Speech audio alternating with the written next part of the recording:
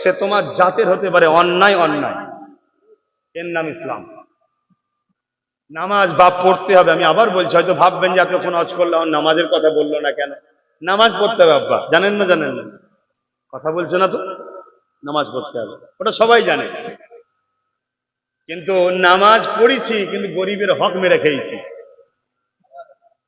কথা বলুন, নামাজ পড়েছি কিন্তু গরিবের হক মেরে খেয়েছি, এতিমের হক মেরেছি, বিধবার হক মেরেছি, গ্রামে অন্যায়ের পক্ষে দাঁড়িয়ে গরিবের সম্পদকে দখল করেছি। বলো, ও নামাজ তোমায় জান্নাতে নিয়ে যাবে তো? যদিও নামাজে মিস্টেক হয়ে যায়, ভুল হয়ে যায়, ঘুম ভাঙে না, কাজা হয়ে গেছে, আল্লাহ বলছেন আমি গফুর ও গফফার, কাঁদ আমার কাছে মাফ করে দেবো। জোরে বলুন সুবহানাল্লাহ। কিন্তু কারো যদি 1 টাকা ঝেড়ে যাও, বলেন, আল্লাহ বলছে আমি মাফ করবো না। কেন? ওটা আমার নয় তো, তুই আমার ঝেড়েছিস নাকি? তুই তো একটা বান্দার হক ঝেড়েছিস, তার কাছে ক্ষমা চা। এর নাম ইসলাম। আছে আমাদের মধ্যে? মার খাওয়ার কারণটা কি বুঝতে পারছেন তো? যে মারছে অবশ্যই তাকে আমি দোষী করব, কিন্তু এমনও তো হতে পারে আমাদের পাওনাটাই হচ্ছে। যেমন ছাত্র ভুল করলে শিক্ষক মারে না? মারে না? তা আমাদের ভুলের খেসারত আমাদের উপরে হচ্ছে না তো? ভুল আমাকে বুঝবেন না বাপেরা, আদর করে ভালোবেসে তাকবীর দিয়ে সম্মান দিয়ে পীরের আওলাদকে এনেছেন। আমি কাউকে কষ্ট দিতে চাইছি না, আমি আপনাদেরকে বাঁচাবার চেষ্টায় বলছি। আমার নূর নবীর আদর্শে জীবন গড়ুন। আমার নবী যেটা রেখে গেছে ওটাকে নিজের জীবনে রাখেন। এ যুবকেরা, তরুণেরা, আল্লাহ নবীকে পেয়ার করেন, ভালোবাসেন। আমার নবী নূর নবী, দয়া নবী, এমন সময় নবী পাক দরবারে এসেছে, সাহাবাদের সঙ্গে আলোচনা করতে লেগেছে। ঠিক এমনই সময় একজন মানুষ এমন নবী পাক সাহাবাদেরকে বললে, বাবা সাহাবারা, অমুকের ছেলেটা আমার দরবারে আসতো, আজ কেন আসেনি? অর্থাৎ একজন আগুন পূজারী ছিল, যে কিনা আমার রাসূলুল্লাহ দুশমন ছিল, প্রতিদিন অস্ত্র ধার দিত আমার নবী পাককে মারবে বলে। আজকে তার বাচ্চা আমার নবী দরবারে প্রতিদিন আসতো, অন্য বাচ্চাদের সঙ্গে আসতো। আমার নবী পাক সমস্ত বাচ্চাদেরকে ভালোবাসতো, ওই বাচ্চাটাকে সমানভাবে পেয়ার ভালোবাসা বন্টন করত। এ যুবকেরা, একদিন ওই বাচ্চাটা আমার নবী পাকের দরবারে আসেনি। এই সাহাবা হুজুরদেরকে জিজ্ঞাসা করে, বাবা অমুকের বাচ্চাটা কেন আসেনি?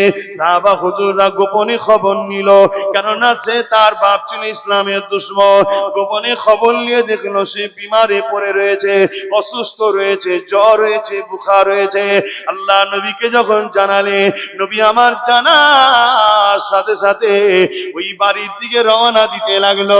সাহাবা হুজুররা বলতে লাগলে, ইয়া রাসূলুল্লাহ, হাবিবাল্লাহ, তার বাপ বড় দুশমন, আপনাকে মারার জন্য তরোয়ালে ধার দিচ্ছে, এবং তৎকালীন সময় অস্ত্রতে বিষ মাখানো হতো। আগেকার সময় ছিল বিষ মাখানো হতো, যাতে করে ঠেকার শাস্তিতে চলে যায়। এরকম দুশমন ছিল। তার ছেলের বাড়িতে যাচ্ছে খোঁজ নিতে আমার নবী। আপনারা যান, আপনাদের প্রতিবেশী গিদি মসজিদে দেখুন রোজ নামাজ পড়ছে, একদিন আসেন, খোঁজ নিতে যান বাকি নামাজিরা। খারাপ নেবেন না আব্বা, এটা তো দায়িত্ব।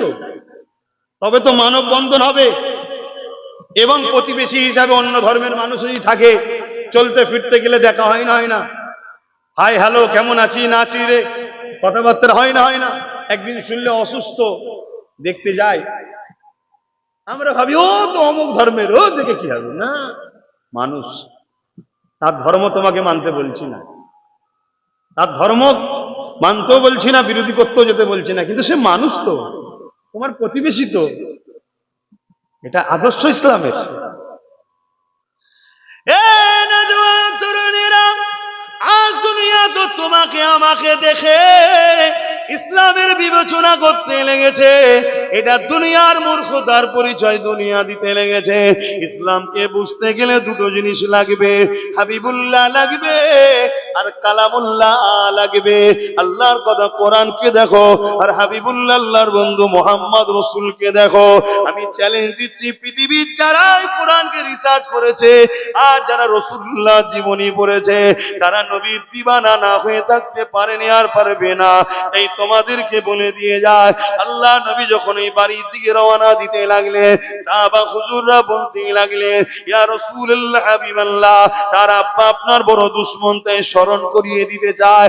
আল্লাহ নবী বললেন, ঠিক বলেছো বাবা, তাই তোমাদেরকে বলি বাবা, তোমরা কেউ আমার সাথে যাবে না, কেন তার বাপ আমার দুশমন। কথা ঠিকই বলেছো বাবা, এই তোমরা আমার সঙ্গে আর কেউ যাবে না।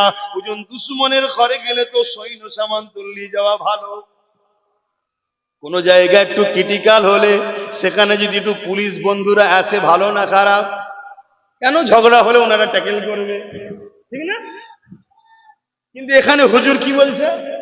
ঠিক বলেছে বাবা, ওর বাবা আমার দুশমন, তোমরা আমার সাথে যাবে না। হুজুর কেন যাবেন না?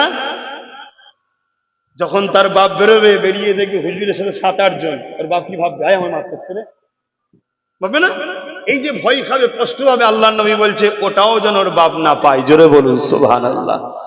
কি নবী পেয়েছি আমরা। আজকে আমরা কি করছি? আজকে আমরা কি করছি?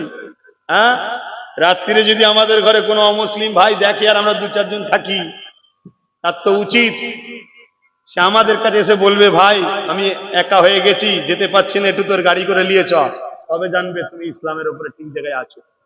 আর যদি সে তোমাকে দেখে নুকোই, জানবে তুমি ইসলাম থেকে সরে গেছে, তোমার উপর ভরসা উঠে গেছে। আমার কথা কি অসুবিধা হচ্ছে? নবীর উম্মতের কাছে সে আসবে, এসে বলবে, ভাই আমি একটু সমস্যায় পড়েছি, আমাকে একটু পৌঁছে দেন না ভাই। কেন? সে জানে মুহাম্মাদের গোলাম কখনো আক্রমণ করতে পারে না। জোরে বলুন সুবহানাল্লাহ।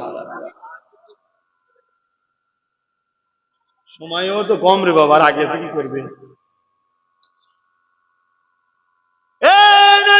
তরুণেরা, কথাটাকে শেষ করি, না হয় কথাটা রয়ে যাবে। আল্লাহ নবী, নূর নবী, দয়া নবী সাহাবা অনুসারী দিওকে বলল, তোমরা কেউ আমার সাথে যাবে না। আল্লাহ নবী একা রওনা দিলে, ওই এমন করে দুশমনের বাড়ি, নবী বলছে সে আমার দুশমন হতে পারে, আমি তার দুশমন নয়। ওই বাচ্চার খোঁজের জন্য রওনা দিল।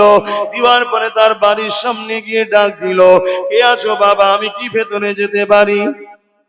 আল্লাহ নবীর আওয়াজ শুনে ওই বাড়িওয়ালা বাইরে এলো। আমার নবী পাককে দেখে অবাক হয়ে গেল, অবাক হয়ে গিয়ে তাকিয়ে রয়ে গেল। সে চিন্তা করতে লেগেছে, কি ব্যাপার, যদি মুহাম্মদ আমাকে মারতেই বায়স্ত, তাহলে তো সঙ্গে সৈন্য সামান তো থাকতো, সে তো মারতে আসেনি, তাহলে কেন একা এসেছে? সে তো খালি হাতে রয়েছে। এই ভাবতে লেগেছে। আল্লাহ নবী নিজেই বলে দিলেন, বাবারে তোমার ছেলে বাচ্চাদের সঙ্গে খেলাধুলা করে, আমার দরবারে যায়, সে বড় ভালো ছেলে, তাকে আমি বড় আদর করি, পেয়ার করি। বাবা শুনলাম সে আজকে অসুস্থ হয়েছে, আমি তাকে দেখতে এসেছি বাবা। ওই সময় বাপ অবাক হয়ে যেতে লেগেছে, বাবা আমি কি ভেতরে যেতে পারি, তোমার বাচ্চাকে একটু দেখতে পারি? ইজাজত নিয়ে নবী আমার ভেতরে প্রবেশ করলেন। বাচ্চাটা আমার নবীকে দেখে চোখ ভরা পানি দিয়ে কাঁদতে লাগলে। কেননা বাচ্চারা আদর বোঝে, আদর বোঝে, অন্য কিছু বোঝে না। কেন? তাদের মন বড় পরিষ্কার, কে আপন কে দুশ্মন বোঝে না, তারা আদর বোঝে। আজকে 2 পাড়া যদি ঝগড়া করি, তুমি আমি ঝগড়াতে বাচ্চা 2 পাড়ারই ক্ষতি হবে। কি হবে না? ওই বাচ্চা তো কিছুই বোঝে না, বোঝে কি গো, গাছেরই কোনো ক্ষতি হবে। এ যুবকেরা, তরুণেরা, আল্লাহ নবী, নূর নবী, দয়া নবী তাই বাচ্চাদেরকে ভালোবাসতেন। ওই বাচ্চা আমার নবীর কাছে যে স্নেহ পেয়েছে, যে মায়া মমতা পেয়েছে, আমার রাসূলুল্লাহকে দেখে তাই তার দিলটা কেঁদেছে। কেন? জাহিলিয়াতের যুগের মানুষেরা এই মায়া মমতার আদর্শ জানতো না গো। এটা আমার নবী শিখিয়েছে, নবী শিখিয়েছে, নবী শিখিয়েছে। শোনো গো দুনিয়ার মানুষ, আজ প্লেন চেপে বেড়াচ্ছ, আজ মাটির তলা থেকে খনিজ দ্রব্য তুলতে লেগেছো, পেট্রোল সোনা তুলতে লেগেছো, কয়লা তুলতে লেগেছো, হিরে তুলতে লেগেছো। দামি দামি সম্পদ বিশ্ব পেতে লেগেছে। বিশ্ব এই এলেম সম্বন্ধে জানতো না, এই জ্ঞান বিশ্ব জানতো না।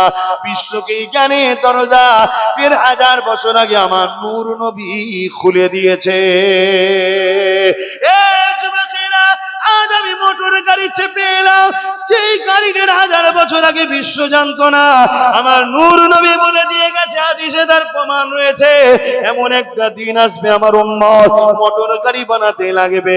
আল্লাহ নবী বলে দিয়েছে, এমন একটা দিন আসবে আমার উম্মত দ্রুত আসমানের উপর দিয়ে উড়ে উড়ে যেতে লাগবে। এমন একটা দিন আসবে আমার উম্মত এত তারা কি করবে,